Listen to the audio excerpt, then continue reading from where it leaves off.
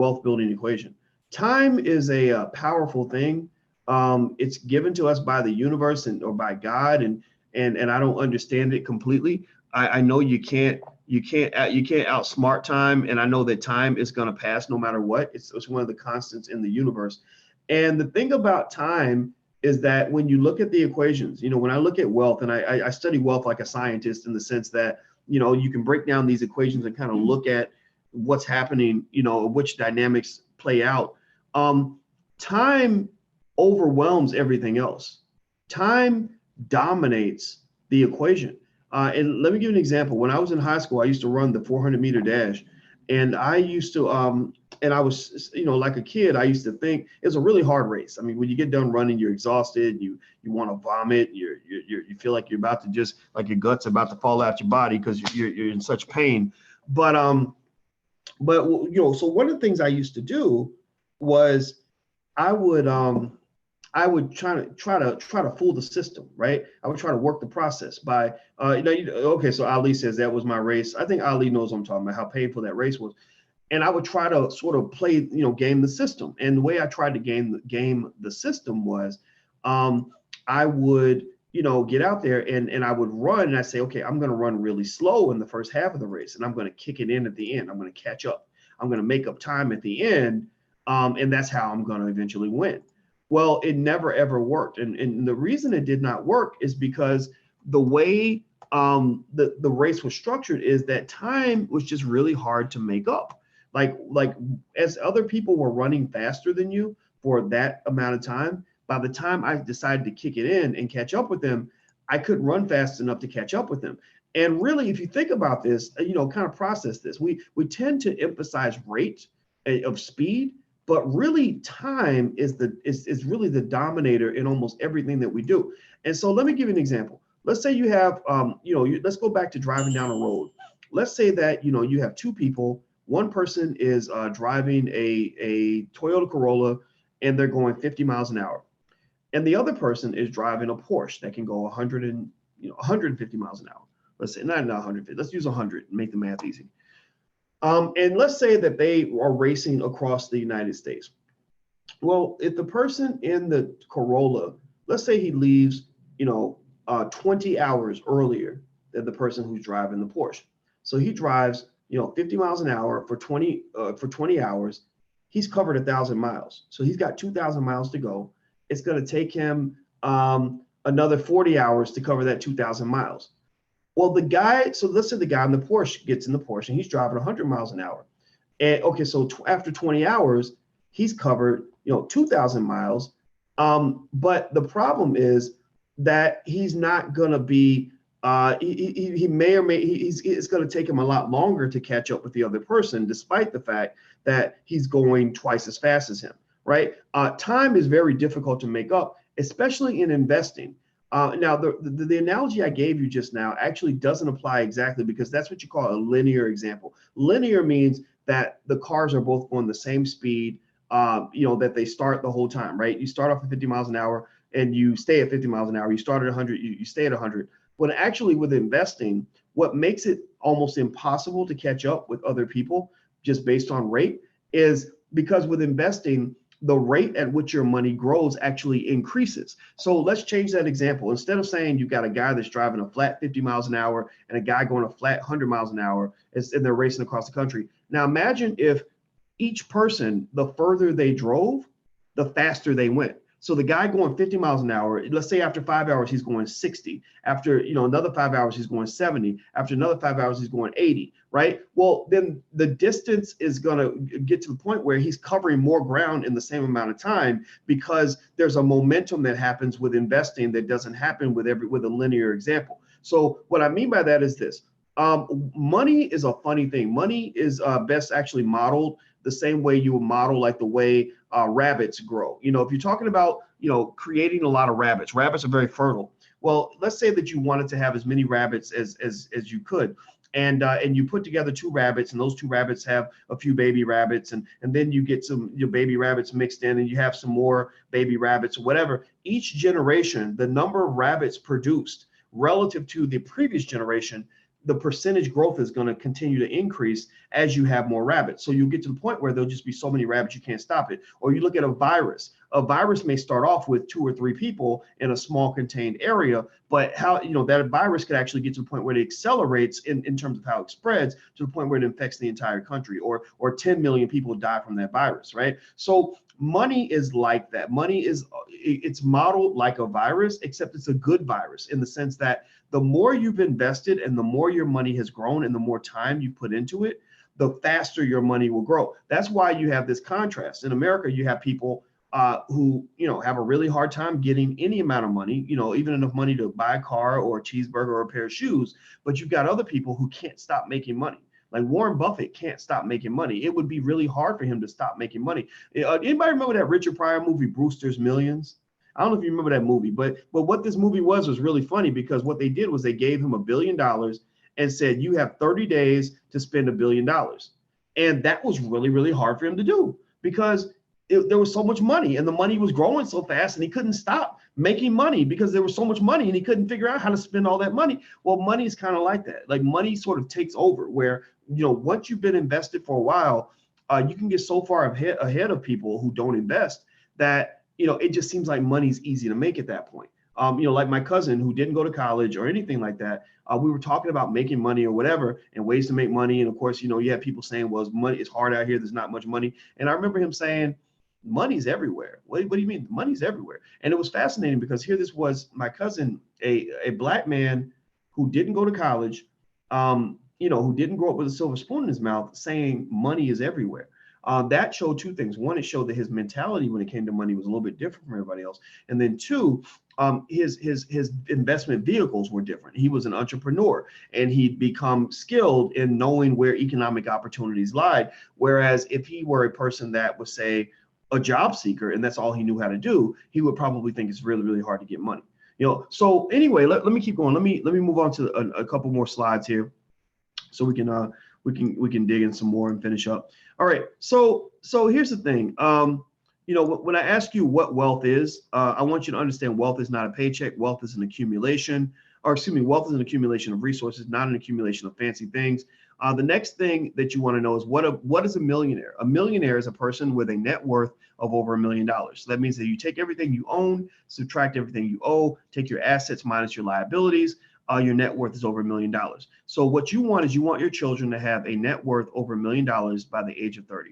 According to Steve Siebold, a researcher who wrote a book called How Rich People Think, he said something that was really interesting. He said the average family unconsciously passes down the same limiting beliefs they were taught about money from generation to generations.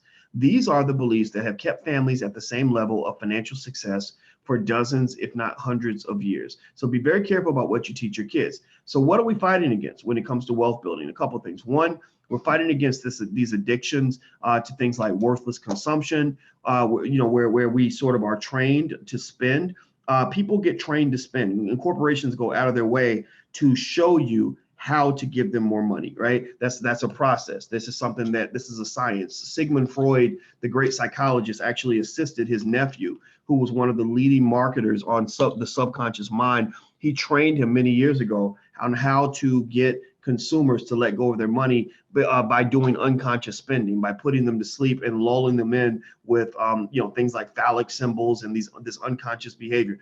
Financial literacy problems. As a culture, culture and wealth are deeply connected to one another. So if you have a culture that does not value financial literacy, then you're not going to have much financial literacy. It's like if you have a culture that doesn't value education, you're not going to have much education. But if you have a culture that values sports, you're going to have a lot of great athletes. If you have a culture that values dancing, you're going to have a lot of dancing. If you have a culture that values, I don't know, values anything, right? It values a certain kind of food, then that food is going to sell well in the community. So one of the issues with financial literacy is that many of us send our children to schools that are not run by Black people. And in these schools, they don't teach you anything about the things you're going to need in order to survive. So financial literacy is a huge issue. Undervaluing education. I think that, basically when you look at wealth and you study wealth, you find that people that have the most skill in wealth building tend to have the most the most wealth. It's just, I mean, it makes sense, right? If I'm going to a basketball court and I figure out which players are scoring the most points, well, the players scoring the most points are the ones who went to basketball camp, the ones who have been playing basketball the longest, the ones who spend the most time on the court. So when you go into the game of life, the ones who are winning that game tend to be people who've been trained at that game. Also, over dependence of other communities to generate jobs. I'm not really sure who sent out the memo saying that Black people are supposed to work for white people, even though white people don't seem to like Black people very much. But I think that memo needs to be challenged, and we got to kind of talk about that. In fact, actually, it's a threat to your community security. Your community security is threatened when you have economic dependence on other communities.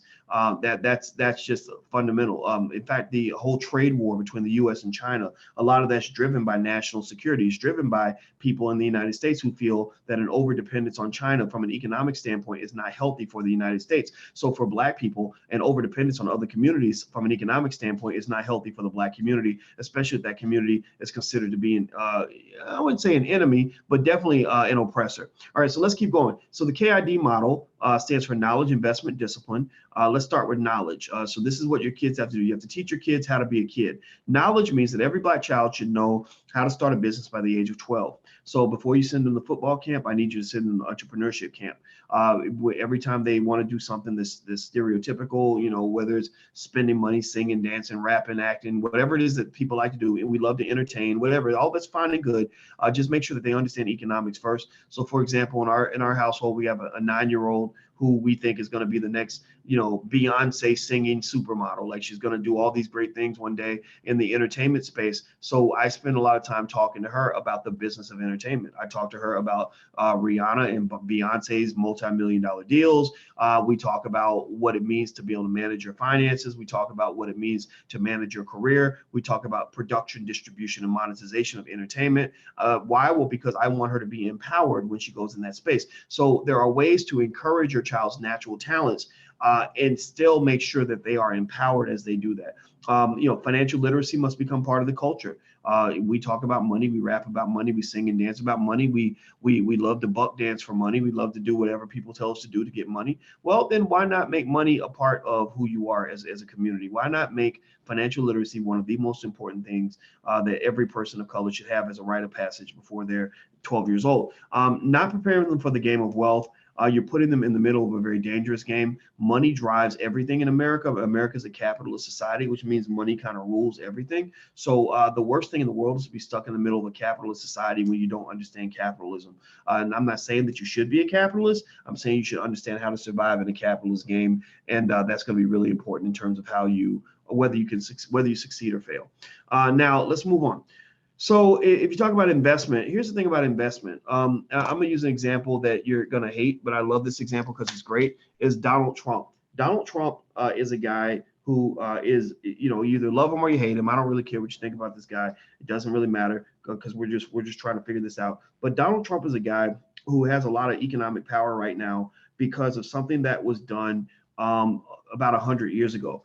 When you look at Donald Trump's past and his family tree, his father, Fred, was born, I think, in 1913 or something. And when his father was 12 or 13 years old, Donald Trump's grandfather died when he was a teenager.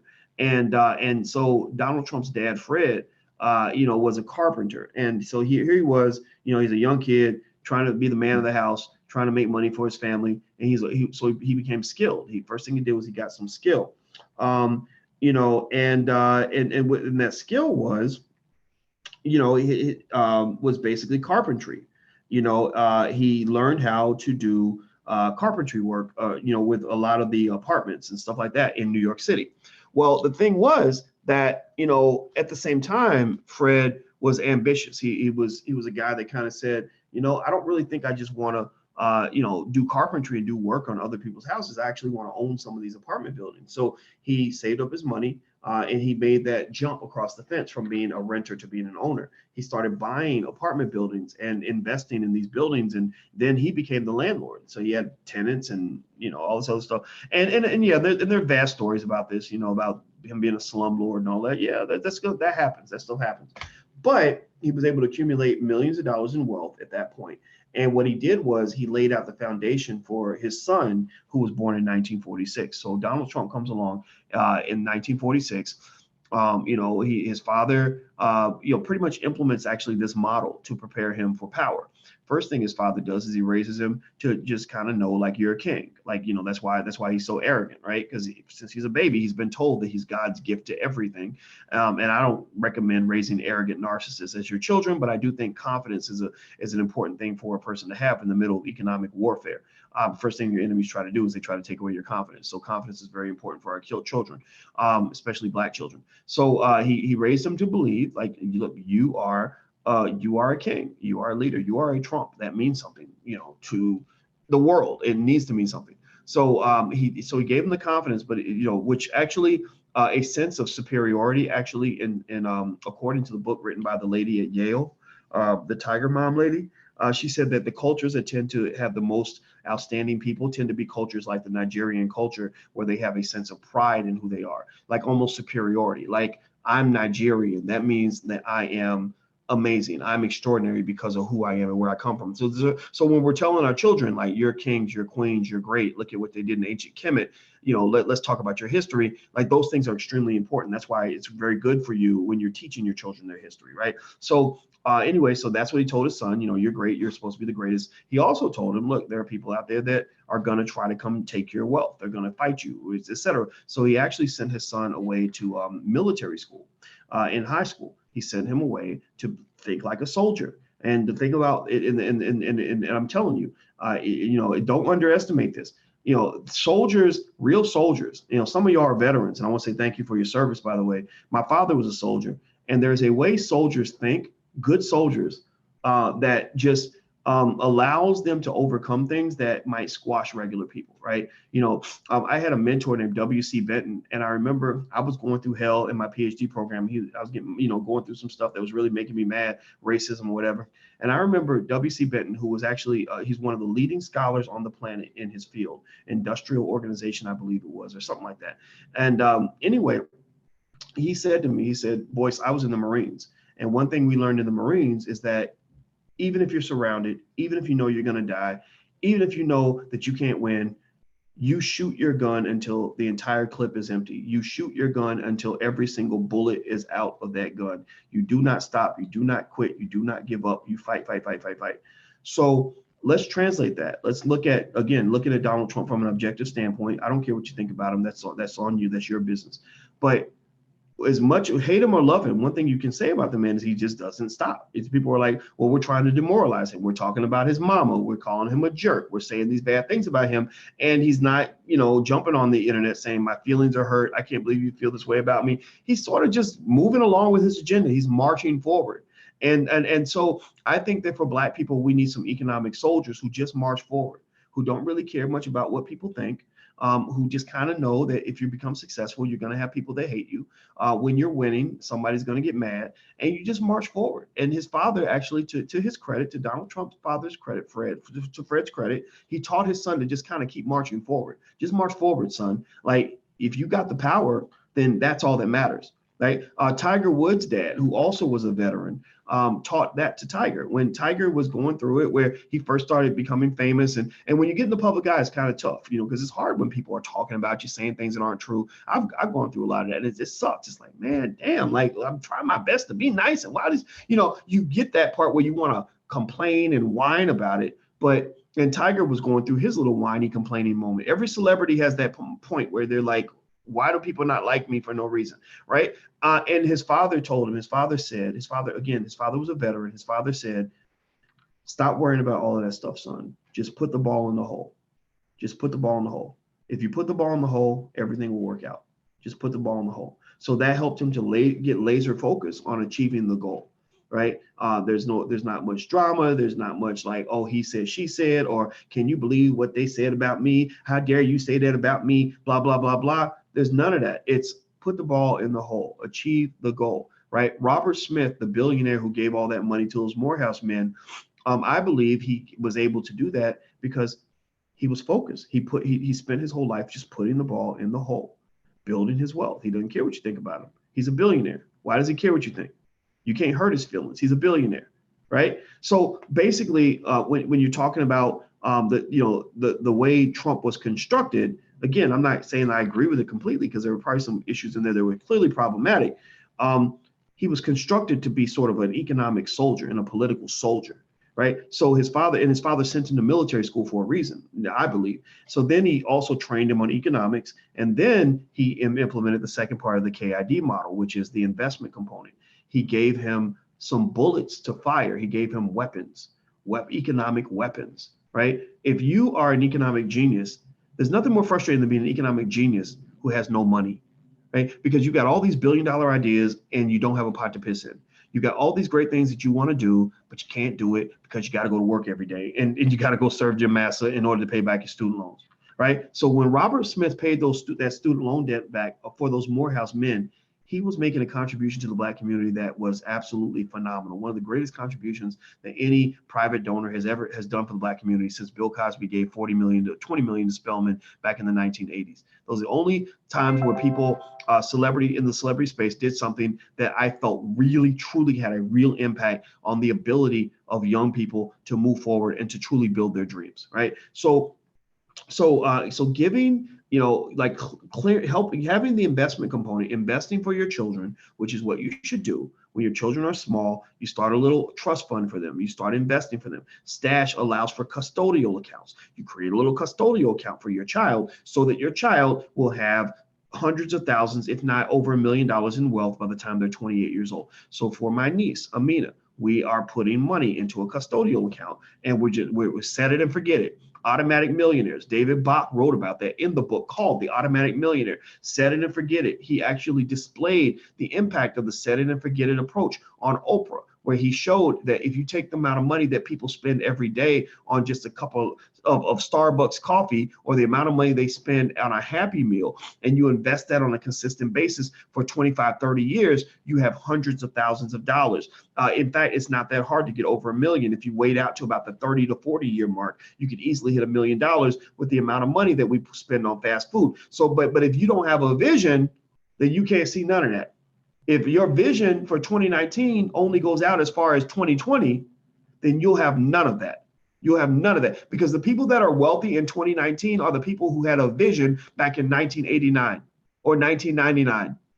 Those are the people who have money right now. So again, going back to what I was telling you guys earlier, the wealth equation is simple. Distance is rate times time. Well, it's not just your vehicle, it's also time. In that equation, again, wealth is distance, how far you've traveled, how much you've accumulated, right? So there's no distance I can't cover if I'm moving forward. As long as I'm moving forward, I'm not moving backwards. As long as I'm not sitting still, I could be walking, but there's no distance I can't cover if you don't give me enough time. If you give me enough time, I can cover 10,000 miles on my knees. The idea is that you must always be moving forward.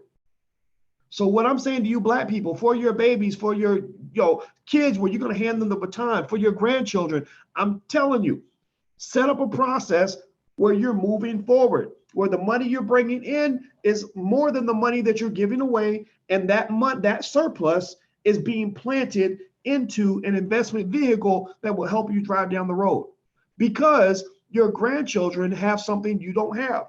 They've got time. I'm talking about grandchildren, kids that ain't even born yet. That's vision. When you can visualize kids that don't even exist, that's the vision you need to have as a wealth builder. So if I can vision, my child is, let's say my child is 1, or let's say, look at my niece. I love my niece. She's like my baby. I love the little girl. So she's 6 months old. Well, I visualize her kids, and then I visualize her grandkids. So I know that my niece will, let's say she lives to 80 years old. She might make it to, say, the year 2100. Her kids, maybe they'll make it to the year 2130, 2140. Her grandkids maybe make it to the year 2160. So if I visualize that and I say, I'm just going to plant little seeds here for you, a little financial time capsule for you, to let you know that I want to be such a genius. I want to be so focused mentally. I want to be so smart in 2019 that I want to show you that I could visualize. This is something I want you to do. I want you to take this home. This is your homework. I want you to say to your children, your grandchildren, your great-grandchildren in 100 years from now, leave something that says that you were so on your game, you were so focused on moving forward that you were able to visualize the year 2119 in the year 2019 and you made investments now that will grow into amazing amounts of money 100 years from now. Warren Buffett invested $114 in 1942, and that $114 is now worth about $500,000. By the time it hits the 100-year mark, that $114 will have grown to, I think, $6 million or something insane like that. It's a ridiculous amount of money. So don't tell me that you can't build wealth. You can build wealth. You just can't build wealth by Tuesday. That's the issue. And when you have people that only think in that way, then I don't know, there's nothing we can do with them. All I can do is talk to you, because there's a reason why you're sitting here in this class right now listening to me. It's because you're looking for the solution. I'm telling you, the solution's right there. It's basic, straightforward mathematics. I could break the equations down for you if you wanted me to. So let's keep going. So second part of the KID model, first part's knowledge, second part is investment, right? So you invest for your kids so that you don't just train them on how to be soldiers. You give them guns and you give them bullets and you give them weapons so that they have something to fire. Let's move on. Let's move on to discipline. That's the D. The D for stands for discipline. What